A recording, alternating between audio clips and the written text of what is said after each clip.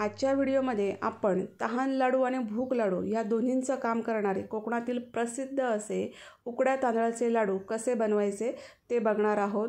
अतिशय पौष्टिक असे हे लाडू आहेत, खूप छान आहेत, चवीला पण अप्रतिम आहेत। त्यामुळे अगदी लहान मुलांपासून वृद्धांपर्यंत सगळे हे लाडू खाऊ शकतात। तुम्हाला कधीही भूक लागली तर पटकन तुम्ही हा लाडू तोंडात टाकू शकता, इतका अप्रतिम होतो। चव तर एकदम छान आहेत।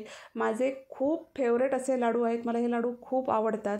त्यामुळे मी ही रेसिपी केली आणि म्हटलं तुमच्याशी ही रेसिपी आज शेअर करूया। खूप छान लाडू तयार होतात हे। जर कोणी चाकरमानी आला असेल मुंबईवरून तर त्याला हे मुद्दाम करून त्याला भेट म्हणून देण्यात येण्याची प्रथा आहे कोकणामध्ये। तर मस्त असे हे लाडू कसे करायचे ते बघूया। तर हे उकडे तांदूळ आहेत, तर हे उकडे तांदूळ आहेत ते जवळजवळ 1.5 किलो आहेत। तर ते मी 2 ते 3 वेळा पाण्याने स्वच्छ धुवून घेतले, त्यातलं पाणी सगळं काढून टाकलं आणि एका कॉटनच्या फडक्यावर पसरवून हे मी वाळवून घेतलेले आहे। धुवायच्या अगोदर बघा हे तांदूळ असे दिसतात। तर ह्या तांदळाची पेज केली जाते जी खूप हेल्दी असते। तर ही जी पेज आहे, जर तुम्ही आजारी असाल आणि त्यावेळी तुम्ही जर ही पेज घेतली तर तुमचा आजार पण नक्कीच पळून जाईल। तर ह्याच्यामध्ये मी 200 ग्राम ही चणा डाळ वापरणार आहे। तुम्ही चणा डाळ न वापरता सुद्धा हे लाडू करू शकता, म्हणजे नुसत्या उकड्या तांदळाचे सुद्धा लाडू करू शकता। पण मी थोडी चणा डाळ घालणार आहे, त्याने चव जी आहे ती खूप छान येणार आहे। तर आता हे जे धुतलेले वाळवून घेतलेले तांदूळ आहेत तर ते आपल्याला भाजून घ्यायचे आहेत। तर मी निम्मे घेतलेले आहेत, एकदम जास्त तांदूळ भाजायला घ्यायचे नाही आहेत। तर 2 टप्प्यामध्ये मी हे तांदूळ भाजणार आहे। तर गॅसची फ्लेम आहे ती मीडियम टू स्लो तुम्हाला ठेवायची आहे आणि सतत परतवत आपल्याला हे तांदूळ आहेत ते मस्त अगदी गोल्डन ब्राऊन रंग येईपर्यंत छान अगदी भाजून घ्यायचे आहेत। तर तुमच्याकडे लोखंडी कढई वगैरे असेल तर ती वापरा, त्याच्यामध्ये हे तांदूळ जे आहेत ते मस्त भाजले जातात आणि पटकन भाजले जातात। तर हे बघा मस्त परतवत मी मस्त असा त्याचा चांगला कलर चेंज होईपर्यंत चांगले असे हे तांदूळ भाजून घेतलेले आहेत। तर सगळे तांदूळ मी अशाच प्रकारे भाजून घेतले आणि त्याच्यानंतर मग चणा डाळ आहे, चणा डाळ पण आपल्याला चांगली भाजून घ्यायची आहे। तिचा वास सुटेपर्यंत आणि थोडासा तिचा कलर चेंज होईपर्यंत आपल्याला मस्त अशी ही चणा डाळ आहे ती भाजून घ्यायची आहे। आणि आता हे दोन्ही जिन्नस आहे ते मी एका भांड्यामध्ये काढून घेतलेले आणि पूर्ण गार करून घ्यायचे आहे। हे बघा पूर्ण गार करून घ्यायचे आहेत आणि त्याच्यानंतर मी याच्यामध्ये 1 चमचा ही भाजलेली मेथी घातलेली आहे। मेथीमुळे हे लाडू अजून पौष्टिक होतात। माझ्याकडे अगोदरच भाजलेली होती म्हणून मी इथे डायरेक्ट वापरली। तुमच्याकडे नसेल तर तांदूळ भाजतानाच तुम्हाला इथं मेथी 1 चमचा भाजून याच्यामध्ये घालायची आहे। हे सगळं छान एकत्र करून घेतलं आणि नंतर मग मी हे दळून आणलेलं आहे। तर दळणाऱ्याला सांगायचं की लाडवाचं आहे त्यामुळे हलकं रवाळ असं दळून आणायचं आहे। तुम्ही हे घरघंटीवर पण दळू शकता किंवा चक्कीवर पण दळू शकता। तर हे बघा हलकं रवाळ असं मी दळून आणलेलं आहे, लाडवाचं आहे। आणि नंतर मग याच्यामधलं मी 2 कप जे पीठ आहे ते काढून घेतलेलं आहे। तर हे जे पीठ आहे ते अजिबात चाळण्याची गरज नाही आहे, लाडवाचं आहे, हलकं रवाळ आहे, तर डायरेक्ट हे आपल्याला वापरायचं आहे। तर याच्यापैकी मी 2 कप पिठाचे मी तुम्हाला आज लाडू करून दाखवणार आहे। हे जे पीठ आहे ते बरेच दिवस टिकतं, त्यामुळे तुम्ही जास्त प्रमाणात असं करून ठेवू शकता आणि जेव्हा मनात येईल तेव्हा पटकन तुम्ही याचे लाडू बनवू शकता। कारण आपण सगळे जिन्नस आहे ते चांगले भाजून घेतलेले आहेत, त्यामुळे हे पीठ आहे ते अगदी 2 ते 3 महिने आरामात टिकतं, अजिबात खराब होत नाही। म्हणून मी पण थोडं जास्त प्रमाणात बनवून घेतलेलं आहे, म्हणजे मनात येईल तेव्हा पटकन आपल्याला ह्याचे लाडू करता येतील। तर 2 कप पीठ घेतलेलं आहे। आता अर्धा कप तूप आहे ते मी पॅनमध्ये घेतलेलं आहे। तूप वितळून घ्यायचं आणि नंतर मग याच्यामध्ये आपल्याला हे जे आहे ते पीठ घालायचं आहे आणि तुपामध्ये छान अगदी एकत्र करून घ्यायचं आहे।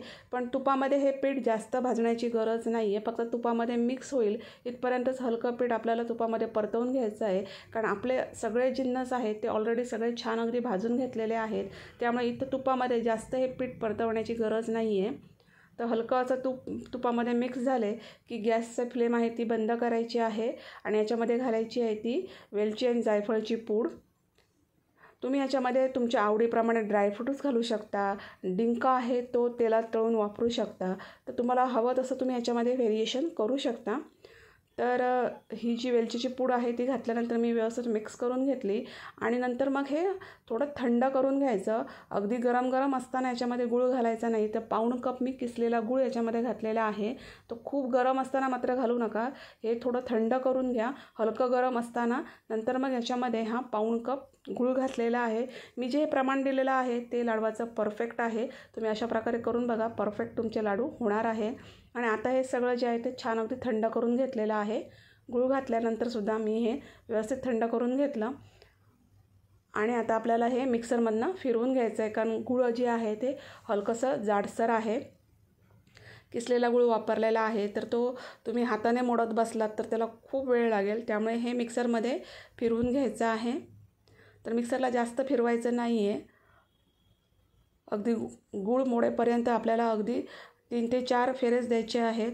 आणि हे बघा मस्त असं गूळ मोडून झालेलं आहे.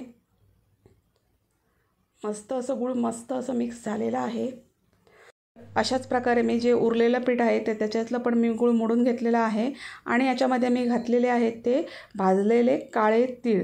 तर ह्या लाडवामध्ये हमखास भाजलेले काळे तीळ घालतात, उकड्या तांदळाचे लाडू आणि त्याच्यामध्ये भाजलेले काळे तीळ हे कॉम्बिनेशन अगदी ठरलेलंच आहे. खूप चव चांगली लागते याच्यामुळे.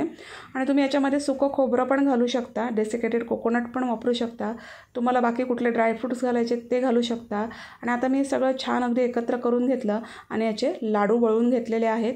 हे बघा, जसे आपण बाकीचे लाडू वळतो तसंच सेम याचे लाडू त्याच पद्धतीने वळून घ्यायचे आहे. तर खूप छान लाडू तयार होतो. बाकी आपलं तुपाचं वगैरे प्रमाण परफेक्ट आहे, त्यामुळे व्यवस्थित लाडू तयार होतो. फक्त तुम्हाला समजा अगदी वळताना त्रास होत असेल, जमत नसेल किंवा थोडंसं घट्ट वाटत असेल तर थोडंसं तूप याच्यामध्ये एक्स्ट्रा तुम्ही वितळून घालू शकता.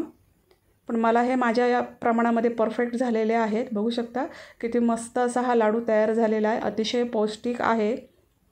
बाळंतीणातसुद्धा तुम्ही असे लाडू करून देऊ शकता. याच्यामध्ये थोडासा डिंक फुलवून वगैरे घातला, ड्रायफ्रूट्स घातले तर बाळंतिणींसाठी सुद्धा हे खूप उत्तम असे लाडू तयार होतात. कुठलाही रवा वगैरे घालण्याची याच्यामध्ये गरज नाही, कारण आपण थोडंसं हलकं रवा हे पीठ दळून आणतो. त्याच्यामुळे मस्त असे तहान लाडू आणि भूक लाडू याचे काम करणारे छान असे हे उकड्या तांदळाचे माझे ऑल टाईम फेवरेट लाडू इथं तयार झालेले आहेत. तर या प्रमाणामध्ये बरोबर 15 लाडू मी इथं तयार केलेले आहेत. तर मस्त असे लाडू तुम्ही नक्की बनवा, पौष्टिक आहेत. बनवून ठेवा. वर्षभर तुम्ही हे कधीही वर्षातनं तुम्ही हे बनवू शकता. वर्षातल्या कुठल्याही सीझनला हे लाडू तुम्ही खाऊ शकता. तर तुम्हाला हा व्हिडिओ कसा वाटला ते कमेंट्समध्ये नक्की सांगा. व्हिडिओ आवडला असेल तर लाईक करा, शेअर करा, चॅनलला सबस्क्राईब करा. थँक्यू.